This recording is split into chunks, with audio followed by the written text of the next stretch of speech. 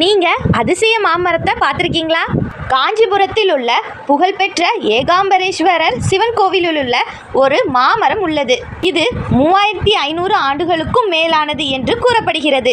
இன்று வரை 4 வகையான மாம்பழங்களை, அதாவது ஒரே மரத்திலிருந்து 4 வகைகள் விளைவிக்கிறது.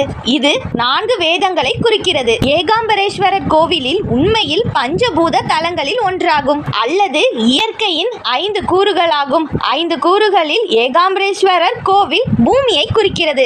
இந்த புராண கதை பார்வதி தேவி சிவபெருமானை திருப்திப்படுத்துவதற்காக தவம் செய்த கதையும், அவளை தனது மனைவியாக ஏற்றுக்கொள்வதற்கு முன்பு அவளை எவ்வாறு சோதித்தார் என்பதையும் விவரிக்கிறது. பார்வதி தேவி ஒரு மாமரத்தின் கீழ் தியானத்தில் மூழ்கி இருந்தபோது அவளை தொந்தரவு செய்ய சிவபெருமான் நெருப்பை அனுப்பினார். தீயினால் அவளது தவத்தின் எந்த இடையூறும் ஏற்படாமல் தடுக்க விஷ்ணுவிடம் தேவி பிரார்த்தனை செய்தார். அடுத்து சிவபெருமான் அதே நோக்கத்திற்காக கங்கை தேவியை அனுப்பினார். பார்வதி தேவி கங்கை தேவியிடம் தாங்கள் சகோதரிகள் என்றும் தன்னை பாதுகாக்க வேண்டும் என்று பிரார்த்தனை செய்தார். பார்வதி தேவி மணலிலிருந்து ஒரு சிவலிங்கத்தை உருவாக்கினார். மேலும் அவர் லிங்கத்தில் இருந்து தோன்றிய சிவனுடன் ஐக்கியமானார். எனவே இந்த கோவிலின் தலைமை தெய்வம் ஏகாம்பரேஸ்வரர் என்றும் அழைக்கப்படுகிறது. அதாவது மாமரத்தின் இறைவன் ஏக அமர்நாதர். மரத்திற்கு செல்லும் பாதையில் சுமார் 1008 சிறிய லிங்கங்களால் ஆன சிவலிங்கம் உள்ளது.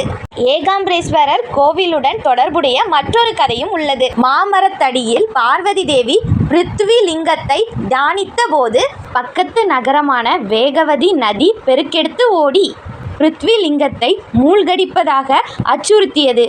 லிங்கத்தை பாதுகாக்க பார்வதி தேவி அதை தழுவினார். அவளுடைய பக்தியால் மகிழ்ச்சி அடைந்த சிவன் அவள் முன் தோன்றி அவளை மணந்தார். இந்த மாமரத்தின் கீழ் பார்வதி தேவியால் அமைக்கப்பட்ட சிவலிங்கத்தை வழிபடுபவர்களுக்கு வாழ்வில் அனைத்து வகையான நலன்களும் கிடைக்கும் என்பது நம்பிக்கை. இந்த மாதிரி வீடியோஸ் பார்க்க நம்ம சேனலை சப்ஸ்கிரைப் பண்ணிக்கோங்க. நன்றி, வணக்கம்.